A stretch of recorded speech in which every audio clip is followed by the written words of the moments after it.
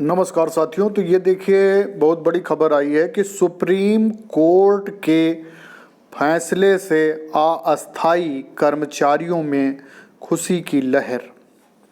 तो चलते हैं पूरी खबर की ओर। क्या है खबर कि अस्थायी कर्मियों को अस्थायी कर्मियों यानी अस्थायी कर्मचारियों के समान वेतन देने संबंधित सुप्रीम कोर्ट के आदेश के बाद राज्य के विभिन्न विभागों, निगमों और अन्य सरकारी संस्थाओं में कार्यरत अस्थायी कर्मचारियों में खुशी की लहर है।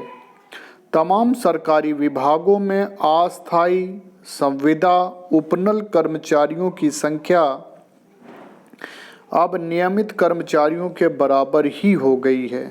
ऐसे कर्मचारी लंबे समय से एक ही माहौल में अस्थायी कर्मचारियों के समान काम कर रहे हैं, लेकिन उन्हें ना तो पूरा वेतन मिलता है और ना ही अस्थायी कर्मचारियों जैसा सम्मान।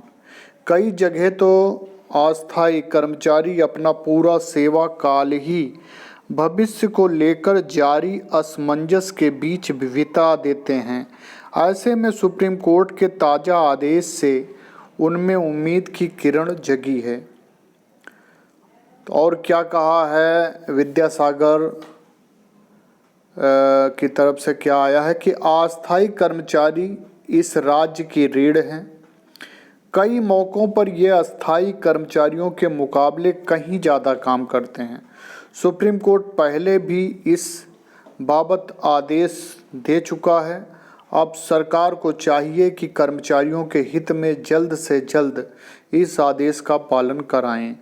और आगे है कि अस्थायी कर्मचारी अपेक्षाकृत काफ़ी कम मानदेय पर काम कर रहे हैं।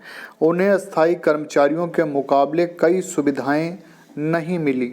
सरकार को चाहिए कि इस बार सुप्रीम कोर्ट के आदेश का तत्काल पालन कराएं।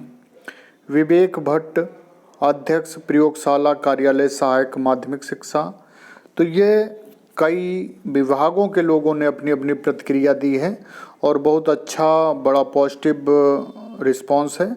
समान कार्य के लिए समान वेतन का आदेश पहले ही अलग अलग कोर्ट के स्तर से दिए जा चुके हैं, लेकिन सरकारों ने इसके पालन में कभी गंभीरता नहीं दिखाई। अब विभागों में अस्थायी कर्मचारियों की संख्या स्थायी कर्मचारियों के बराबर ही है, इसलिए सबको समान वेतन मिलना ही चाहिए।